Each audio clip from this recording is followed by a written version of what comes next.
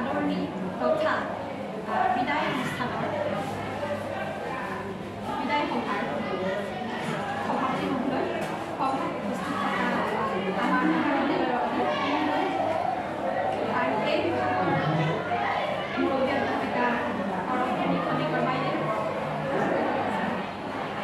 এই বিভাগৰে সহ অধ্যাপিকা বৰ্ণালী যিখিনি নাগৰিক আৰু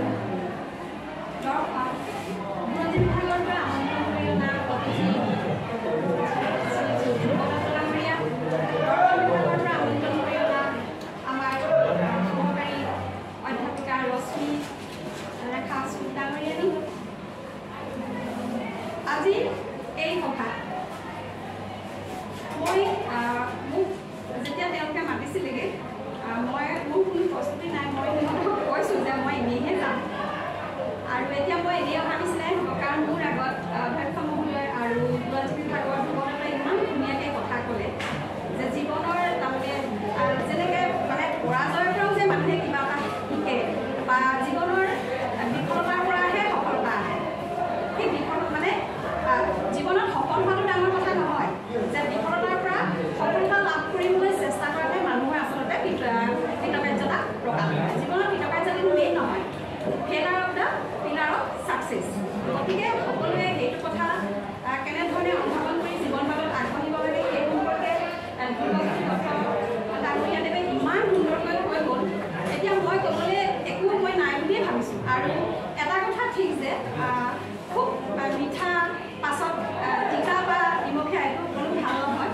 এতিয়া মই ক'ব খোজা কথাখিনি হয়তো খুব মিঠাৰ পাছত তিতা নিচিনাই হ'ব, তথাপিও মই মোৰ সাধ্য অনুসাৰে মই মোৰ ক্ষুদ্ৰ জ্ঞানেৰে মই মাত্ৰ দুআষাৰমান তোমালোকক ক'ব খুজিছোঁ। আৰু মোৰ প্ৰস্তুতিয়ে নাই আৰু অকণমান মোৰ গাটো ঠিক নহয়, মই কৈয়ে আছিলোঁ। তথাপি তোমালোকৰ মৰমৰ নিউজখন মাৰি মই বা মোৰ সহকাৰী বান্ধৱীসকলৰ মানে অনুৰোধ ৰক্ষা কৰিব নোৱাৰা মানে ৰক্ষা কৰি মই ইয়ালৈ আহিলোঁ। মই তেখেতে ছাৰ আৰু আমাৰ অধ্যক্ষ মহোদয় ছাৰ আৰু ধ্ৰুৱদত্ত ছাৰে ইমান ধুনীয়াকৈ ক'লে, মই সেইখিনি কথা ভাবি কাটি মই অকণমান বেলেগ কথালৈ আহিছোঁ।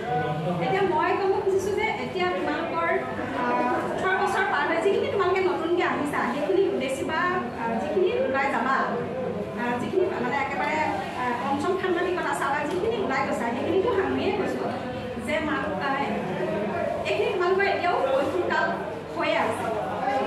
কৈশোৰকালটো কিহৰ পৰা ধৰা হয় যে আমাৰ মনোভাষা বিজ্ঞানীসকলে বা সমাজ ভাষা বিজ্ঞানীসকলে 11 বছৰৰ পৰা 19 বছৰ বয়সটো মানে কৈশোৰকাল বুলি অভিহিত কৰিছে। তোমালোকে কৈশোৰকালটো ঠিক পাৰহে হৈছা, এতিয়ালৈকে তোমালোকে শেষ কৰা নাই।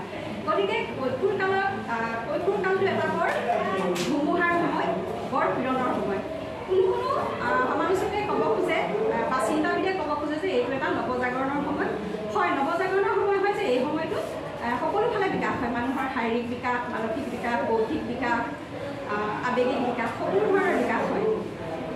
কিন্তু এই সময়টোক ধুমুহাৰ পীড়নৰ সময় বুলি এইকাৰণেই কোৱা হয় যে এই 18 বছৰ বা 19 বছৰলৈকে 11 বছৰ বা এই সময়খিনিৰ ভিতৰত মানুহৰ মানে কি হয় যিখিনি জীৱনত প্ৰয়োজন নহয় সেই কামৰ প্ৰতি বেছিকৈ ধাৱমান হোৱা দেখা যায় ল'ৰা ছোৱালীবিলাকক।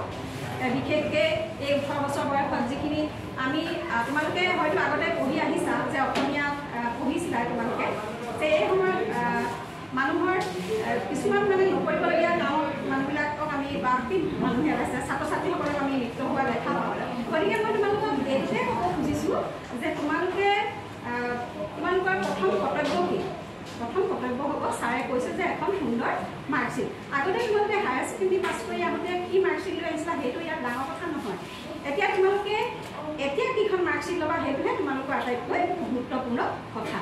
আৰু এটা কথা ঠিক যে অকল পঢ়াটোৱেই মানুহৰ মূল নহয়, যে তোমালোকৰ প্ৰত্যেকৰে এটা এটা নিৰ্দিষ্ট দিশত তোমালোকৰ দক্ষতা আছে, তোমালোকৰ কি আছে, তোমালোকৰ প্ৰতিভা আছে। গতিকে তোমালোকৰ যিখন ক্ষেত্ৰত তোমালোকৰ প্ৰতিভা আছে, যিখন ক্ষেত্ৰত তোমালোকৰ দক্ষতা আছে, সেইটো দিশত নিজকে ফ'কাছ কৰি তোমালোকে আগুৱাই যাবলৈ চেষ্টা কৰিবা।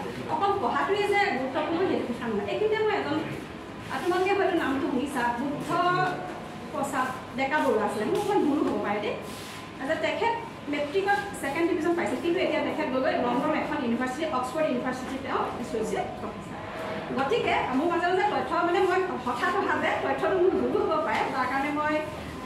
ক্ষমা কৰিবলৈ আগতীয়াকৈ কৈ লৈছোঁ যে গতিকে তোমালোকে এইটো নাভাবিবা যে আমি হায়াৰ ছেকেণ্ডেৰীত বহুত কম পাৰ্চেণ্টেজ লৈ আহিলোঁ গতিকে আমাৰ ভাল হ'ব জানো আমাৰ ভৱিষ্যত আছে জানো সেইটো তোমালোকে কেতিয়াও নাভাবিবা গতিকে তোমালোকে যে নিজে যিটো ভাল পোৱা কাম সেই ভাল পোৱা কামটোতহে মনোনিৱেশ কৰিবা আৰু সেইটো দিশত তোমালোকে নিজকে আগবঢ়াই লৈ যাবা সেইটোহে আচলতে গুৰুত্বপূৰ্ণ কথা আৰু তাৰ আনুষংগিক কিছুমান বহুত কথা থাকে যে তোমালোকে আমি এতিয়া দেখিবলৈ পাওঁ নিজকে তাৰমানে যিটো কামত আচলতে নিয়োগ কৰিব লাগে সেইটো নকৰি বেলেগত প্ৰায় ফলস্বৰূপে তেওঁলোকে জীৱন বাটত মানে কি হয় উজুতি খায় বা বিফল হয় গতিকে তেওঁলোকে যাতে নিজৰ এই মূল্যৱান যিখিনি সময় এইখিনিয়ে মানুহৰ জীৱন গঢ়াৰ সময় জীৱনৰ অতি মূল্যৱান সময় গতিকে এই মূল্যৱান সময়খিনি তেওঁলোকে যাতে কেতিয়াও মানে অপচয় নকৰে বা অবাবত খৰচ কৰি নিজৰ জীৱনটো আগুৱাই নিয়াত যাতে তেওঁলোকে বিফল নহয় তাৰমানে এই সময়খিনি তেওঁলোকে উচিত কামত ব্যৱহাৰ কৰিবলৈ মই তেওঁলোকক আহ্বান জনাইছোঁ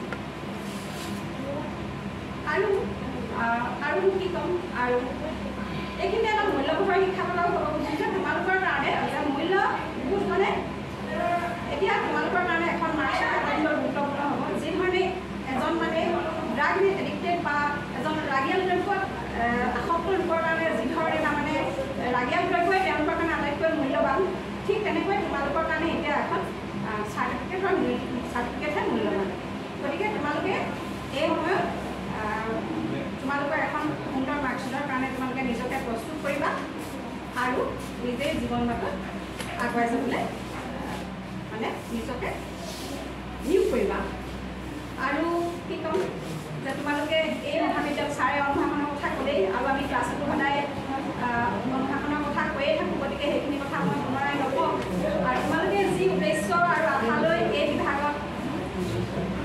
বিভাগলৈ আহিছা গতিকে তোমালোকৰ সেই উদ্দেশ্য আৰু সপোন আশা সকলো তোমালোকৰ সফল হওক তোমালোকৰ এটা সুন্দৰ ভৱিষ্যত হওক তোমালোকৰ জীৱনটো সকলোৰে বিচৰাৰ দৰে হওক ভাল হওক মই তাকেই কামনা কৰি মই মোৰ বক্তব্য ইমানতে সামৰি মাৰিছোঁ আমাৰ বিভাগৰ